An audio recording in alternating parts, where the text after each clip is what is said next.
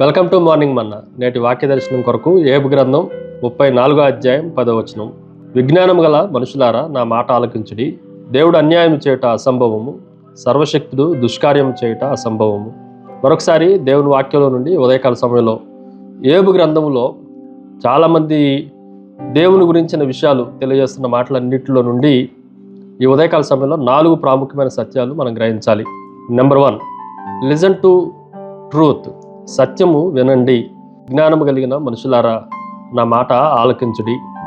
యోబు స్నేహితుడు ఎలీహు మాట్లాడుతూ దేవుని గురించిన జ్ఞానము, నేను చెప్పే మాటలు మీరు శ్రద్ధగా వినాలి అని కోరుతూ దేవుని గురించిన విషయాలు, అనేకమైన విషయాలు ప్రస్తావించడం జరుగుతూ ఉంది. అందులో దేవుడు అన్యాయం చేయటం కానీ, దేవుడు దుష్కార్యం చేయటం కానీ అది ఎప్పటికీ జరగదు అన్న దేవుని గురించిన విషయాలను, దేవుని గురించిన వాస్తవాలను ఎలీహు మాట్లాడుతున్నట్లుగా ఈ వచనాన్ని మనం గ్రహించాలి. అంత మాత్రమే కాదు, దేవుని వాక్యము మనకు అవగాహనను పెంచుతూ ఉంది. దేవుని వాక్యము మనకు జ్ఞానాన్ని, విజ్ఞానాన్ని తీసుకొని రాగలదు.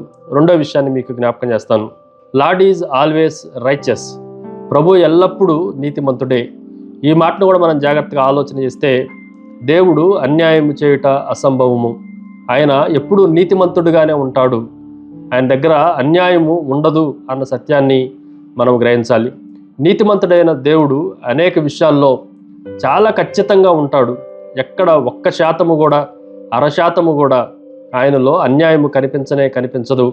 ఈ విషయాన్ని మనం జాగ్రత్తగా ఆలోచన చేయాలి. హబక్కూకు గ్రంథం 1వ అధ్యాయం 13వ వచనంలో ఉన్నట్లుగా దేవుడు చెడు చేయలేడు, ఆయన పాపము చూడలేడు. కాబట్టి దేవుడు అన్యాయస్తుడు కాదు అన్న విషయాన్ని మనము గట్టిగా నమ్మాలి. మూడో విషయాన్ని మీకు జ్ఞాపకం చేస్తాను. లైస్ అబౌట్ గాడ్ ఆర్ రాంగ్. దేవుని గురించిన అబద్ధాలన్నీ తప్పే అన్న విషయాన్ని మనం గ్రహించాలి. చాలా సందర్భాల్లో దేవుడు మనల్ని అన్యాయం చేస్తున్నాడు అని కానీ, దేవుడు మన పట్ల పక్షపాతం చూపించాడని కానీ మనం అనేక సార్లు మాట్లాడుతూ ఉంటాం. యోబు భార్య కూడా అలాంటి మాటలే మాట్లాడినట్లుగా దేవుని వాక్యంలో మనకు కనిపిస్తూ ఉంది. దేవుని గురించిన అబద్ధము ఎప్పుడైనా సరే తప్పే, నేరమే అన్న విషయాన్ని మనం గ్రహించాలి. దేవుడు ఎన్నడూనూ ఆయన మోసం చేయడు, అన్యాయం చేయడు. కానీ సాతాను దేవుడి పట్ల మోసం చేస్తున్నట్లుగా దేవుని గురించిన విషయాలు అబద్ధంగా బోధించడానికి సాతాను ప్రయత్నం చేస్తూ ఉన్నాడు. ఆ సత్యాలు మనం గ్రహించాలి. ఫైనల్లీ చివరిది, లుక్ ఎట్ హిజ్ వర్క్స్. అతని కార్యములను చూడుడి. ఈ మాటను కూడా మనం జాగ్రత్తగా ఆలోచన చేస్తే దేవుడు సమస్తాన్ని నిర్మించిన వాడు. ఆయన సర్వశక్తుడు. ఏ విషయంలో సర్వశక్తుడు అనంటే సమస్తాన్ని నిర్మించటంలో ఆయన సర్వశక్తుడు.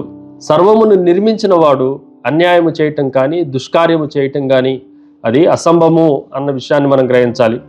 సృష్టి అంతా మంచిగా సృష్టించబడింది, అద్భుతంగా సృష్టించబడింది, అందంగా సృష్టించబడింది.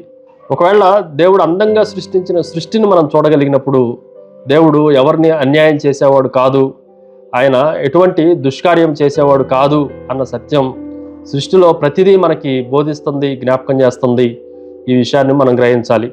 ప్రార్థన. సకలాశీర్వాదములకు కారణభూతులకు తండ్రి, మరొకసారి మీరు మా పట్ల న్యాయవంతుడైన దేవుడు అని, దుష్కార్యము కానీ, పాపము కానీ, కళంకము కానీ లేని పరిశుద్ధుడు అని మిమ్మల్ని ఆరాధిస్తూ స్తుతిస్తూ యేసుక్రీస్తు శక్తి కలిగిన నామమున అడిగి వేడుకొంచున్నాం తండ్రి.